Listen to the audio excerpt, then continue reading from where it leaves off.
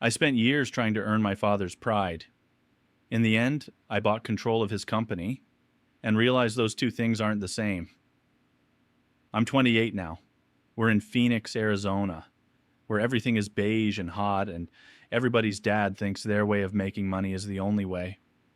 My dad is 59, runs the construction company my grandpa started after he came here with a tool belt and a chip on his shoulder. My brother Alejandro is 31, the golden boy, the firstborn, the one my dad always treated like the company was already his.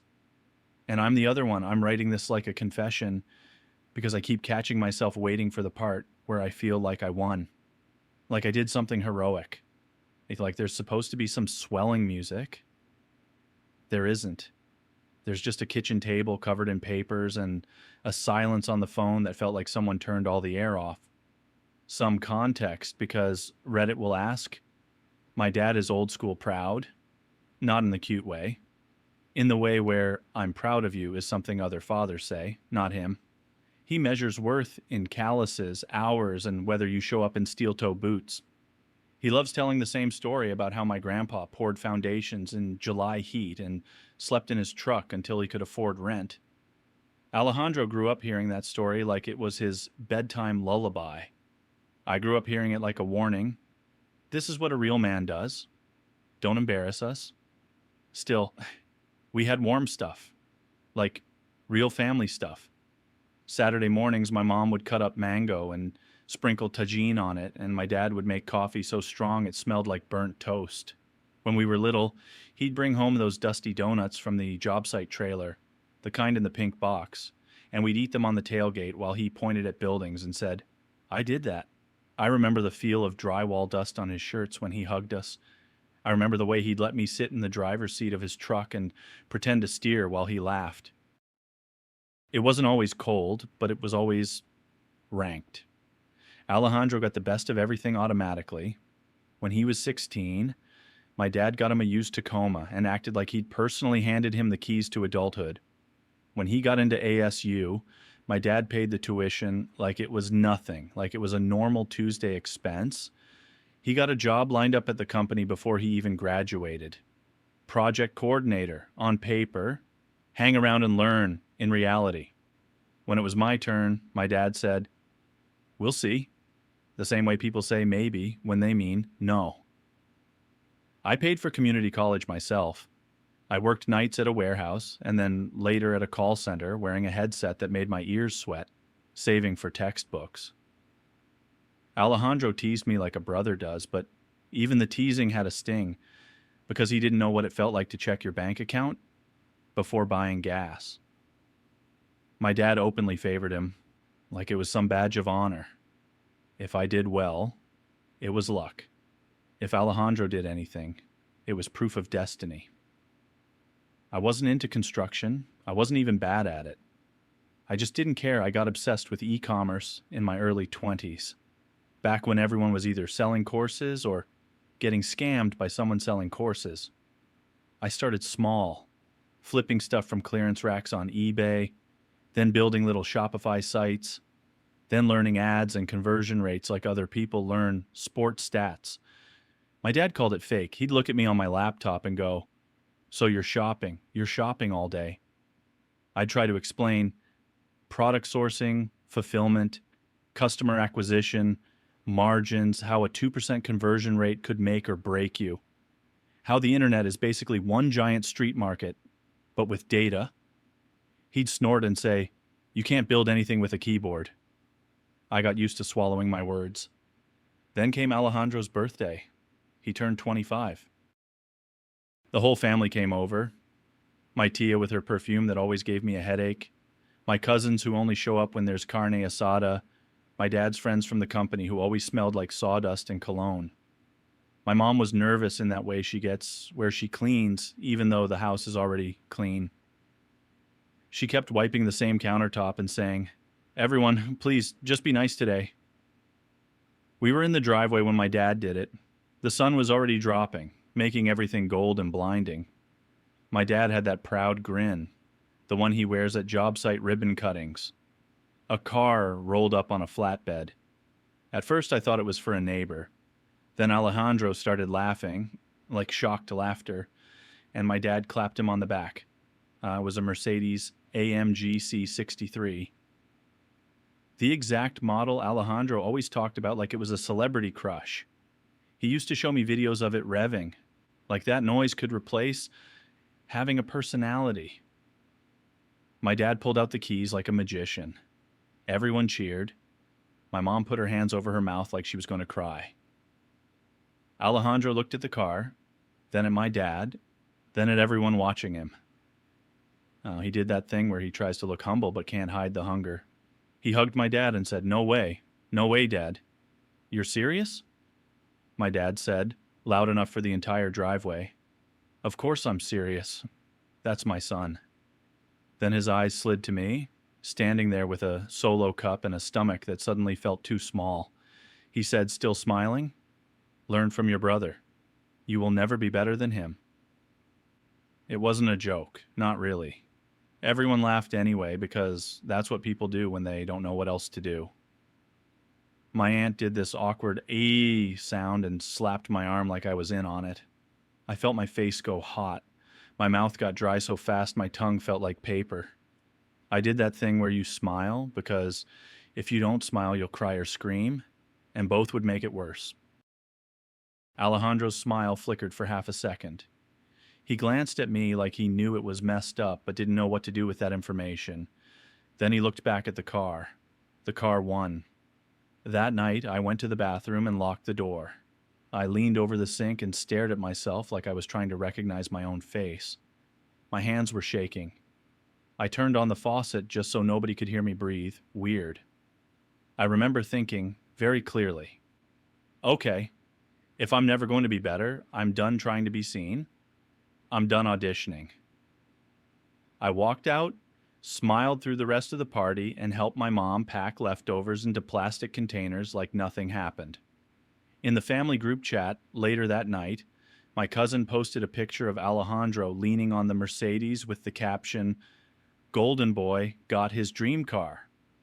My dad replied instantly, "He earned it." I stared at that for a long time, thumb hovering over the keyboard like I was about to type something, anything. I didn't. I just put my phone face down and went home to my tiny apartment and stayed up until 3 a.m., reading about supplier terms and chargeback ratios. That's my turning point if you want a neat story arc. It didn't feel neat. It felt like nausea and quiet rage. I didn't suddenly become a millionaire overnight. I became a person who never stopped working. I built my first real store selling ugly practical products. The kind of stuff people don't brag about buying. Phone mounts, ergonomic mouse pads, pet grooming gloves, boring, high demand, low romance. I sourced from Alibaba at first like every cliche, got burned like every cliche, then slowly found better suppliers through referrals and lots of late night WhatsApp conversations with people in different time zones. There were failures that still make me cringe. One time I ordered 600 units of a premium water bottle and they showed up smelling like chemicals, like straight up pool floaty. I tried to salvage it by adding a disclaimer and discounting them, and then my PayPal got slammed with refunds because people thought they were being poisoned. Chargebacks are a special kind of humiliation because you don't just lose money, you lose the right to even process money. Another time I tested TikTok ads and woke up to a disaster. I'd accidentally left a campaign broad open with the wrong daily cap. My phone notification at 6:02 a.m. was my bank app, like a cold slap. Ad spend $1,842.17 in one night. My chest felt like it collapsed inward. I sat up in bed, heart pounding, and refreshed the dashboard over and over like it would change. I didn't even have $1,842.17 to casually burn. That was rent money. That was groceries. I ate ramen for a week, drank black coffee, and kept going. I started tracking everything like a psycho. AOV, CPA, ROAS, conversion rate, bounce rate, customer support ticket categories. I learned that free shipping isn't free, it's just you paying for it up front. I learned that the difference between winning and losing can be whether your supplier agrees to net 30 terms instead of demanding 100% payment before production. My supplier in Shenzhen finally offered me 30/70 terms on one product line, 30% upfront, 70% after inspection, and I celebrated by sitting alone at my desk eating a gas station sandwich because I didn't have time to cook. Meanwhile, my dad kept asking, "So, are you still doing the internet thing?" Like I was playing a mobile game. At family dinners, Alejandro talked about the company like he owned it already. He'd say things like, "We're bidding on a new commercial project," or "We're thinking of expanding into Tempe." Half the time, he didn't actually know the details. He just liked the sound of it. He was insecure too, but his insecurity had a cushion. Mine didn't. I'd show up with my laptop sometimes because I'd be in the middle of something, an inventory reorder, a support issue, and my dad would make a point of saying, "Put the toys away, be present." One night, after he'd had 2 beers, he said, "You know what your problem is? You want easy money. That's why you can't stick to anything real." I felt my throat tighten. I didn't argue, I just chewed my food and tasted nothing. I started keeping screenshots like receipts, not even for bragging, just for proof I wasn't crazy, proof I wasn't wasting my life. Screenshots of orders, payouts, Stripe deposits. I didn't know why I was collecting them. Maybe because part of me still wanted to be believed. 2 years ago, things finally started to click in a way that scared me. It wasn't one viral moment, it was compounding. Better creatives, better suppliers, better email flows, better customer support scripts, better product selection. I hired a virtual assistant for $6 an hour to handle basic tickets. I moved to 3PL fulfillment so I wasn't personally printing labels in my apartment like a stressed out postal worker. My day became this loop of tabs, Shopify, Meta Ads Manager, Google Analytics, Slack, Gmail, supplier WhatsApps, shipping dashboards. My apartment looked like a 28-year-old man lived there, but with a weird corner dedicated to bubble mailers and sample products. Then I hit a milestone that felt fake even as I watched it happen. Last year, my store crossed $1 million in revenue in a rolling 12-month period. I'm being specific because I know Reddit will nitpick. Not profit. Revenue. Profit was good, better than I ever imagined, but revenue was the number that made my hands go numb. I was sitting at my desk at 11:48 p.m., wearing the same hoodie I'd worn for 3 days, and I refreshed the dashboard, and it ticked over. I stared at it so long my eyes watered. My shoulders were tense like I'd been bracing for impact for years. I didn't call my dad. I didn't tell Alejandro. I didn't post about it. I went to the kitchen, opened my fridge, realized I had nothing but eggs and salsa, made scrambled eggs, and ate them standing up. My hands wouldn't stop trembling, like my body didn't know how to process success without a threat attached. But a few months later, my mom invited me to a family dinner and did that hopeful tone. "Your dad's been stressed. It would mean a lot if you came." So I went. Sunday night, my parents' house. The same dining table where I'd done homework as a kid while my mom made a rose and my dad watched the news loud enough to feel it in your teeth. Alejandro showed up late, as usual, wearing a button-up like he'd come from something important, even though I knew he'd probably just been napping.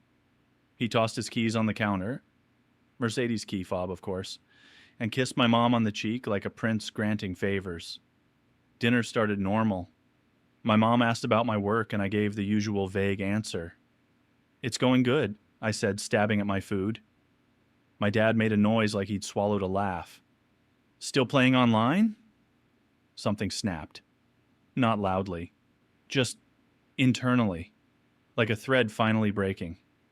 I said, "It's not playing." My dad raised his eyebrows, amused. "Oh? What is it then?" I swallowed. My mouth went dry again. That same feeling from the driveway years ago. I pulled my phone out. My hands shook.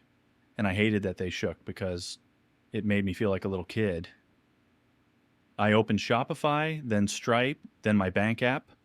I'd already prepared screenshots because I knew nobody would believe me without them. It felt pathetic and necessary at the same time. I turned my phone toward them. "This is last month," I said, "and this is the last 12 months. I crossed $1 million in revenue." Alejandro leaned in, squinting like he didn't understand what he was looking at. My mom's hand flew to her mouth. My dad didn't move at first. He stared at the screen like it was in another language. He finally said, "That can't be real." I flipped to the bank deposits, then the tax documents I had saved as a PDF. I didn't hand him my phone. I just let him see enough. My mom whispered, "Mijo, are you serious?" Alejandro laughed once, sharp and disbelieving. "Bro, what? How?" My dad's face went tight. Not proud, not happy. Tight, like someone had told him a fact he couldn't control. He said, "Revenue isn't profit." "I know," I said. My voice sounded too calm, like it belonged to someone else. "But it's real." The awkward moment that will live in my brain forever. My dad pushed his plate away and said, word for word at the table with my mom and brother sitting there, "So, you want a medal? You want us to clap because you got lucky selling cheap crap to strangers?" My mom scolded him quietly. "Please don't." Alejandro looked between us like he was watching a tennis match. He didn't defend me. He also didn't pile on.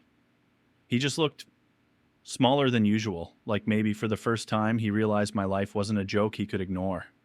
I excused myself and went outside like I needed air.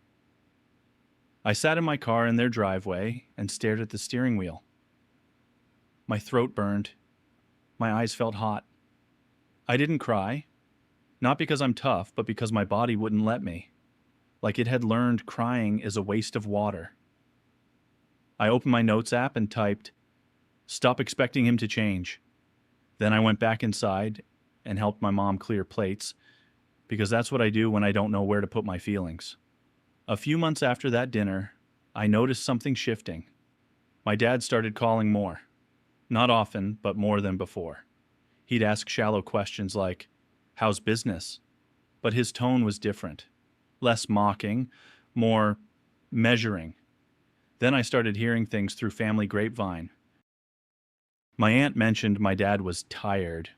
One of my cousins joked that the company trucks looked older. My mom started sending me texts like, "Your dad is stressed, pray for him," which is her way of saying something's wrong without saying it. Alejandro stopped flexing as much.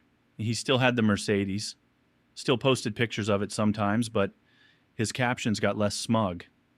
He'd show up to dinners with a strained smile, checking his phone more than usual. One night, Alejandro texted me out of nowhere. We don't really text like that. We send memes sometimes. That's it. Here's the text. Copied exactly because I screenshotted it like a freak. Alejandro, 8:13 p.m. "Yo, Dad been weird with money lately?" I stared at it for a long time. My thumb hovered again, like always. I replied, "Me? 8:20 p.m.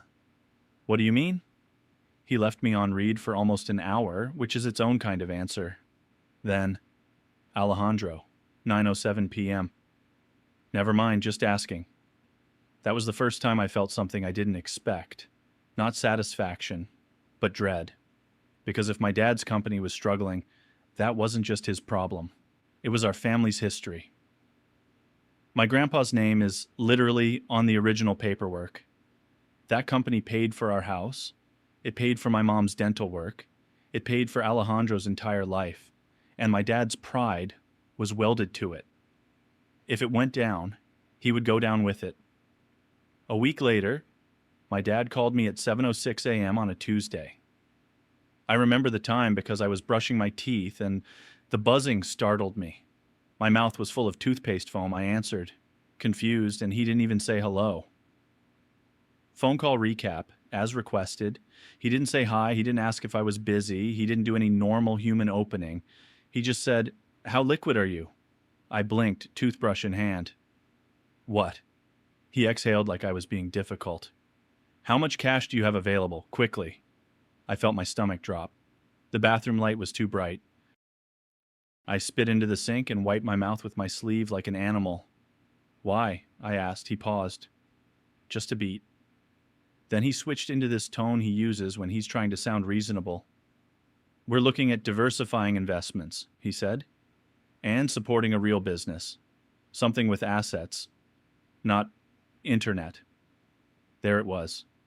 Even asking for money, he couldn't stop insulting the thing that made the money. He said there was an opportunity, a short-term bridge, a temporary cash injection. He talked fast, like if he kept talking, I wouldn't have room to say no. I held the edge of the sink. My hand was damp. My heart was thumping like I'd run. I said carefully, "Are you asking me for money?" He sighed. "Don't make it dramatic. It's family. The company is family. It would be smart. You would get a return." He kept saying return like a shield, like this was an investment conversation, not a father swallowing his pride. I didn't explode. I didn't say, "You told me I'd never be better." I didn't say, "You called it fake." I didn't say, "You bought Alejandro a Mercedes and told me to clap." I just said, "If you want me to consider investing, I need to see full financials." Silence. Thick silence. Like he'd never heard that kind of sentence from me. He said slowly, "We don't show outsiders our books." "I'm not an outsider," I said, and my voice surprised me with how steady it was. "But I'm also not a charity. Send me reports. Balance sheet, cash flow, debts, project pipeline, everything." He made a sound in his throat like he was swallowing anger. "You think you're some kind of banker now?" I didn't answer. I just waited. Finally, he said, "I'll have your brother send something."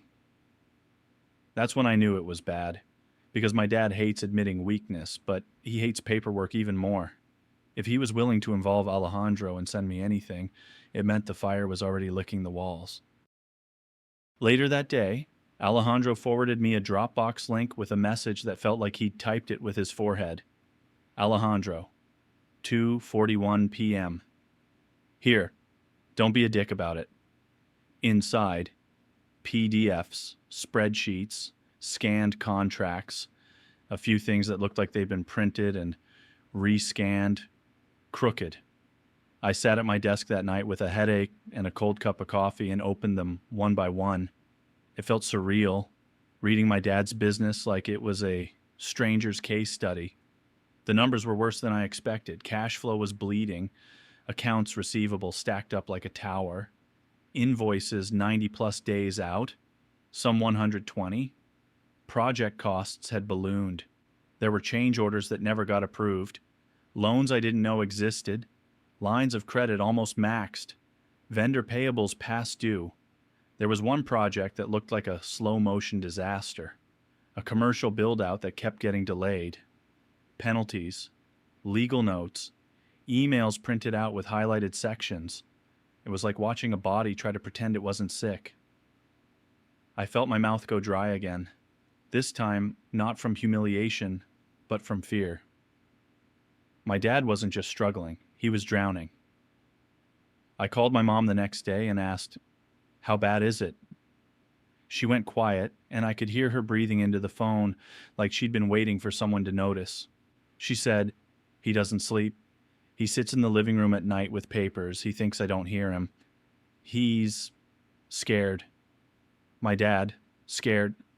That image didn't fit in my head. My dad is a wall. My dad is the guy who laughs at pain. My dad is the guy who tells you fear is weakness. But fear was in the spreadsheets. Here's the part where I became the villain in my own family story. I didn't loan him money. I knew if I loaned money, I'd be the internet piggy bank forever. Also, and I hate admitting this, part of me didn't trust him to respect it. He'd take it, call it family, and still look down on me. He'd still see Alejandro as the heir. I'd be the emergency fund with a face. So, I made an offer, not immediately. I took a week. I talked to an accountant. I talked to a lawyer. I learned more about construction business structure in 5 days than I'd ever wanted to know. I asked for more documents. I asked questions that made Alejandro irritated and my dad furious. At one point, my dad called again and tried to bully me back into just helping. And he said, "You're enjoying this. You're enjoying making me beg." I was sitting in my car outside a grocery store, hands on the wheel, watching people push carts like their lives weren't complicated. I said quietly, "I'm not enjoying anything. I'm trying to understand what I'm stepping into." He snapped, "You don't understand real business." I looked down at the folder of printed financials on my passenger seat. The paper edges were curling from the heat. My stomach felt like a knot. I said, "Then explain it. Or stop asking." That was the moment our dynamic shifted. Not because I yelled, but because I didn't flinch. A few days later, we met at my parents' house. My mom made coffee and then hovered like she wanted to disappear. Alejandro sat on the couch, scrolling his phone, pretending he wasn't listening, but his leg bounced the whole time. He looked tired. For the first time in his life, he looked like someone had taken the cushion away. My dad came in with a folder under his arm. He looked older than I remembered. Not just gray hair, thinner face, heavier eyes. He didn't hug me, he didn't offer coffee, he sat down like this was a business meeting and he was determined to win it. I had my own folder. My lawyer had helped me draft a proposal. I felt insane to see it printed, like I was holding a weapon made of paper. My dad said, "So, how much are you willing to loan?" I said, "I'm not." His jaw tightened. "Then why are we here?" I slid the proposal